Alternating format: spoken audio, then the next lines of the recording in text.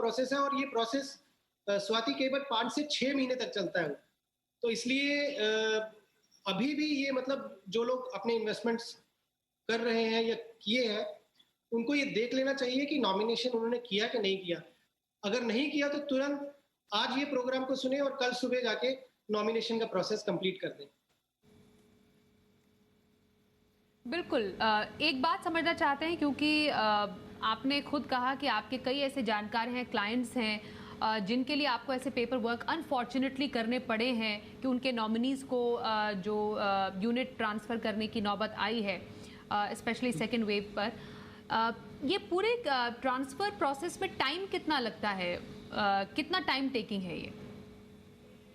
यदि नॉमिनेशन है, यदि नॉमिनी के केवाईसी डॉक्यूमेंट्स हैं, यानी उनका आधार कार्ड है, पैन कार्ड है, उनके पास में बैंक अकाउंट है, तो बहुत हद तक 5 to 6 वर्किंग डेज या 7 to 8 वर्किंग डेज में ये प्रोसेस हो जाता है। बिकॉज ये सारे डॉक्यूमेंट और ट्रांसमिशन फॉर्म जमा करके आप अपने एडवाइजर के थ्रू या डायरेक्टली आप म्यूचुअल फंड हाउस में अगर आप सबमिट करते हैं, तो 7 से 8 दिन के अंदर वो यूनिट्स ट्रांसफर हो जाते हैं, 7 to 8 वर्किंग डेज में।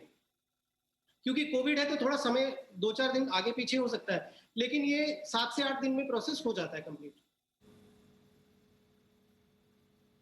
7 से 8 दिन का समय यहाँ पर रखने की ज़रूरत है। शो के अंत में बहुत ही आसान भाषा में आपसे समझना विकास मैं चाहती हूँ कि सिर्फ म्यूचुअल फंड ही नहीं, बाकी भी जैसे बाकी जो हमारे ट्रांजैक्शन अकाउंट, बैंक अकाउंट्स होते हैं, इनफैक्ट डीमैट अकाउंट है, उसमें भी बिल्कुल सेम प्रक्रिया अपनाई जाती है नॉमिनेशन की और क्लेम की?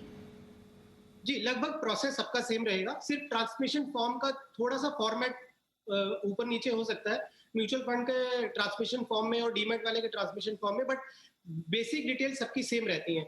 और ये बहुत जरूरी है कि चाहे वो डीमैट हो, चाहे वो म्यूचुअल फंड हो, चाहे वो फिक्स डिपॉजिट्स हो, नॉमिनेशन जरूर करके रखें।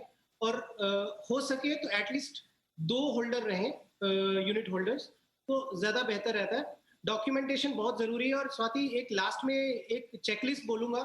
चेकलिस्ट में सभी इन्वेस्टर्स को जरूर देखना चाहिए कि उनका नाम पैन कार्ड के हिसाब से रजिस्टर्ड है अपनी इन्वेस्टमेंट में, उनका केवाईसी प्रॉपर है, उनका ईमेल आईडी और मोबाइल नंबर प्रॉपर लिखा हुआ है, नहीं है तो उसको आप अपडेट करवा दीजिए। नॉमिनेशन होना बहुत जरूरी है। और लास्ट में मैं ये बोलूंगा, last but not the least, कि यदि आप खुद से मैनेज कर रहे हैं अपना पोर्टफोलियो, जरूर करिए, लेकिन कुछ किसी एडवाइजर को एंगेज करके रखें, भले ही उसको बहुत कम इन्वेस्टमेंट उसके थ्रू करिए, और उसके साथ अपनी इन्वेस्टमेंट जरूर शेयर करके रखिए, ताकि किसी एक व्यक्ति को पता हो कि आपने अपनी इन्वेस्टमेंट्स कहाँ कहाँ की हैं और किस तरीके से की हैं, और यदि उसमें कोई चूक रह गई हो तो वो एडवाइजर आपकी हेल्प कर सके, स्पेशली इस टफ टाइम में। बिल्कुल, एक तो जानकारी होना ज़रूरी है किसी एक करीबी को, आपके किसी भी निवेश की। नॉमिनी अगर आपने बनाया है तो डेफिनेटली उस व्यक्ति को तो जानकारी होनी ही चाहिए, और टाइम टू टाइम आपको अपने तमाम डॉक्यूमेंट्स को अपडेट करते रहना चाहिए जब भी कोई बदलाव आता है आपकी किसी भी ज़रूरी नंबर में या कुछ तमाम डिटेल्स।